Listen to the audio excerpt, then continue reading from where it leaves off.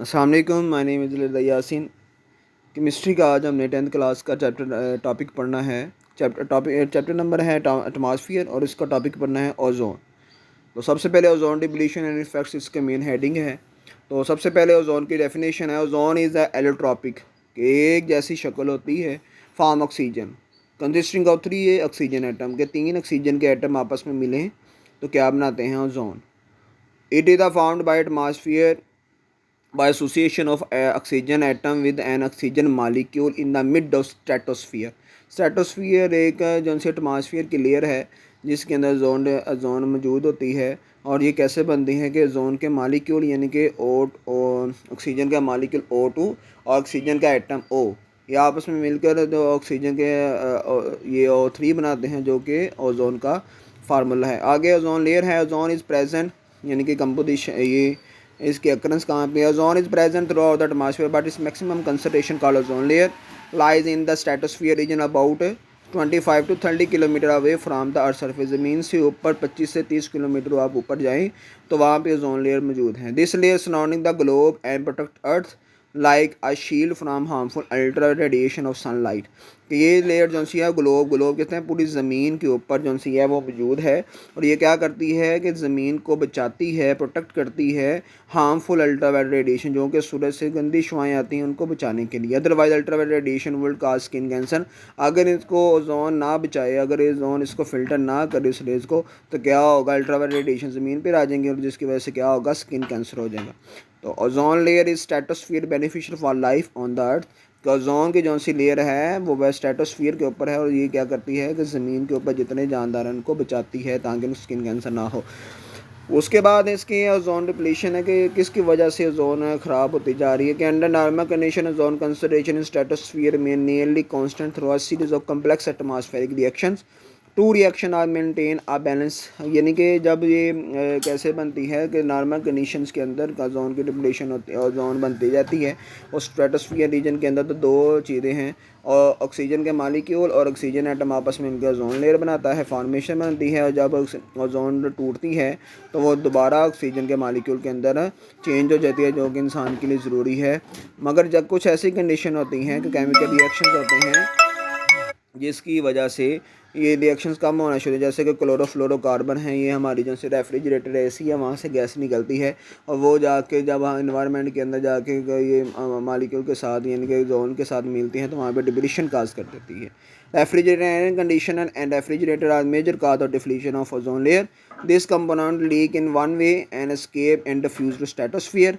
Ultra radiation breaks the carbon and chlorine bond in chlorofluorocarbon and generate chlorine free radical.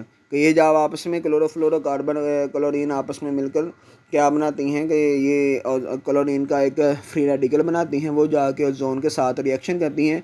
जब ozone के साथ reaction करती हैं तो ओजोन के मालिक्यूल को जितने भी हैं वो तोड़ देती हैं, जिसकी वजह से वहाँ पर डिप्लीशन होना शुरू हो जाती हैं। उसके बाद ओजोन होल है, single chlorine free radical release by the decomposition of chlorofluorocarbon is capable to destroying up to many lakhs of ozone molecule. This region in which ozone layer deplete, वो वाला रीजन जहाँ पर क्लोरीन के free radical लाखों की तादाद के अंदर जो से ओजोन के मालिक्यूल को तोड़ देती हैं और वहाँ पर जो डिप्लीशन होना शुरू हो जाती है, उस लेयर को ओजोन होल कहा जाता है। बाद से काफ़ी साल पहले अंटार्कटिका की साइड के ऊपर ओजोन डिप्लीशन हुई थी, जिसकी वजह से काफ़ी ज़्यादा नुकसान हुआ था। अगर वो ये सुराख हो गया ओजोन के अंदर तो वहाँ पे जब ये अंटार्कटिका वाली साइड पे पड़ा तो वहाँ पर इतनी ज़्यादा तबाही हुई, यानी कि पानी वगैरह भी बॉयल होना, यानी कि गर्माहट बहुत ज़्यादा होना शुरू हो जाती है, जिसकी वजह से वहाँ के रहने वाले लोगों के लिए रहना मुश्किल हो जाता है। आग भी लग सकती है, पानी के ऊपर बॉइलिंग भी हो सकती है, बर्फ़ है तो वो पिघल भी सकती है। उसके बाद इफ़ेक्ट्स ऑफ ओजोन डिप्लीशन है, minor problem of ozone depletion can have major effects. कि छोटी सारी प्रॉब्लम की वजह से बहुत ज़्यादा असरअंदाज हो सकते हैं। Number 1, depletion of ozone enable ultraviolet radiation और sun to reach the earth that cause skin cancer to human being and other animals. अगर ओजोन की डिप्लीशंस को कंट्रोल ना किया जाए तो जिसकी वजह से अल्ट्रा रेडिएशन की वजह से इंसानों के अंदर, जानवरों के अंदर स्किन कैंसर हो सकता है। Number 2, decrease ozone layer will increase infection disease like malaria, के ओजोन की लेयर कम होना शुरू हो जाएगी जिसकी वजह से गर्मी होगी और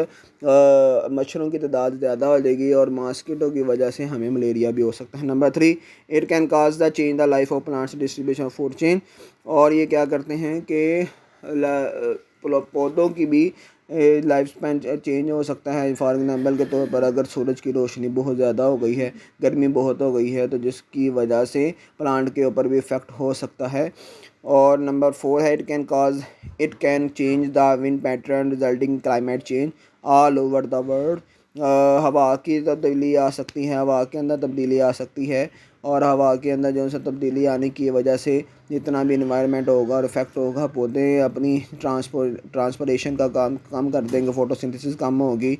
Especially in Asia and Pacific will be most affected region facing climate induced migration of people crisis। कि एशिया के लोग और पैसिफिक ओशन, ये यानी कि दो ऐसे कॉन्टिनेंट हैं जिसकी वजह से इसके ऊपर काफ़ी ज़्यादा असरअंदाज हो सकता है, और इतना असरअंदाज हो सकता है कि यहाँ के लोग यहाँ मूवमेंट शुरू कर देंगे एक जगह से दूसरी जगह, क्योंकि पीपल का क्राइसिस जो ना होना शुरू हो जाएंगी। यानी कि जितने भी पौधे वगैरह प्लांट्स वगैरह लगाए हुए हैं वो सारे के सारे इफ़ेक्टेड होंगे, और जिसकी वजह से इंसानों के अंदर भी बीमारियाँ पैदा हो सकती हैं, मलेरिया काज हो सकता है। आज भी मुख्तलिफ इलाकों के अंदर जब गर्मियाँ आती हैं तो मलेरिया के मरीज़ ज़्यादा आना शुरू हो जाते हैं। तो ये इसके इफ़ेक्ट्स हैं। ओजोन कैसे बनती है, सबसे पहले ओजोन की डेफिनेशन है, फिर उसकी फॉर्मेशन है, फिर अकरेंस है और उसकी प्रोटेक्शन है, उसके बाद क्लोरोफ्लोरोकार्बन की हेडिंग है, उसके बाद ओजोन होल के बारे में और ये इफ़ेक्ट्स के बारे में।